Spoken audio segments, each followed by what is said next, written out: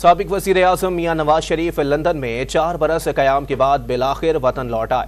نواز شریف نے تقریباً 150 رہنماؤں اور کارکنوں کے ہمراہ خصوصی طیارے کے ذریعے اسلام آباد لینڈ کیا۔ انہوں نے ایئرپورٹ پر ہی ایون فیلڈ اور العزیزیہ ریفرنسز میں سزا کے خلاف اپیلیں بحال کرنے کی درخواست پر دستخط کر دیے اور بائیو میٹرک تصدیق بھی مکمل کر لی گئی۔ لیگی قائد نے روانگی سے قبل ملکی معیشت کی بحالی کو اولین ترجیح قرار دیتے ہوئے ملک کی قسمت بدلنے کا عزم دہرا دیا۔ واضح کیا کہ عام انتخابات کا فیصلہ الیکشن کمیشن پر منحصر ہے۔ میاں نواز شریف نے یہ بھی باور کیا کہ وہ 28 مئی والے ہیں، 9 مئی والے نہیں۔ مسلم لیگ نون کے قائد میاں نواز شریف نے 4 سال بعد ملک میں قدم رکھ دیے۔ سابق وزیر اعظم کے آج صبح 10 بجے دبئی سے روانہ ہونے والے خصوصی طیارے نے 1:40 پر اسلام آباد ایئرپورٹ پر لینڈ کیا، جہاں قانونی ٹیم اور اوتھ کمشنر نے ان کا بائیو میٹرک کیا اور کاغذات پر دستخط کرائے۔ میاں نواز شریف نے روانگی سے قبل دبئی ایئرپورٹ پر میڈیا سے گفتگو کے دوران موجودہ ملکی صورتحال پر افسوس کا اظہار کرتے ہوئے ایک بار پھر قومی تقدیر بدلنے کا عزم دہرایا۔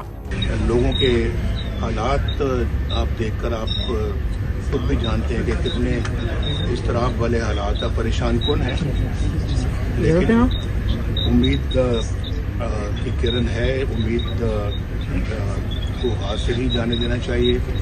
ہم اس قابل ہیں کہ ہم اب بھی اپنے حالات کو ٹھیک کر سکتے، کیونکہ ہم نے بگاڑے بھی خود ہی ہیں۔ یہ بات صحیح ہے کہ بگاڑے بھی خود ہی ہیں اور ٹھیک بھی ہم نے خود ہی کرنا ہے۔ سابق وزیر اعظم نواز شریف نے الیکشن کمیشن کو آزاد ادارہ قرار دیتے ہوئے واضح کیا کہ عام انتخابات کا فیصلہ الیکشن کمیشن پر منحصر ہے۔ یہ بھی باور کرایا کہ وہ 28 مئی والے ہیں، 9 مئی والے نہیں۔